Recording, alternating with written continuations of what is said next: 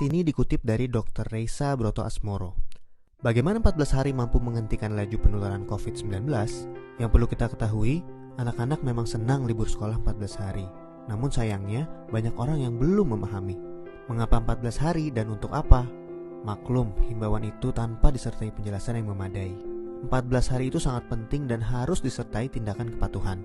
14 hari itu mampu menghentikan laju penularan COVID-19 dan mampu menyelamatkan ribuan orang. Bagaimana bisa?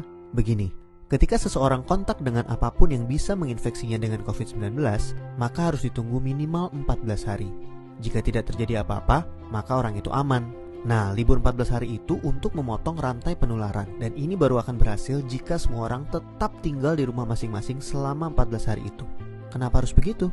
Contoh, seorang anak mulai libur tanggal 16 Maret selama 14 hari. Dia akan masuk sekolah lagi pada hari ke-15. Ternyata anak ini dan keluarganya menggunakan waktu libur itu untuk jalan-jalan, mengunjungi kumpulan orang, ke tempat saudara, ke mall, dan lain-lain.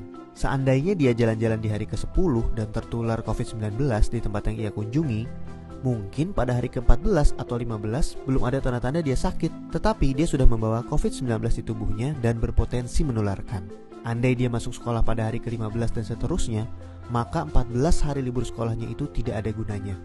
Penularan terjadi juga di sekolah, efek domino akan berlangsung dan rantai penularan tidak terputus. Untuk itu semua orang harus bekerja sama.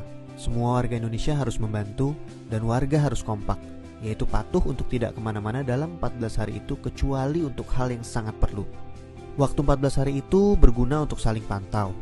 Jika ada orang yang menunjukkan gejala-gejala menderita serangan COVID-19, bisa segera ditangani dan hopefully penularannya hanya stop di dia, karena dia tidak kontak dengan orang lain dalam 14 hari itu. Jadi, mari kita mengisolasi diri untuk diri sendiri dan orang lain. Mungkin pula dalam skala besar untuk umat manusia. Mohon bantuannya untuk share dan jelaskan hal ini kepada orang lain, supaya semua patuh dan pemerintah terbantu untuk stop penularan COVID-19. Jika tidak, maka 14 hari libur itu percuma. 14 tahun pun tak bisa stop penularan.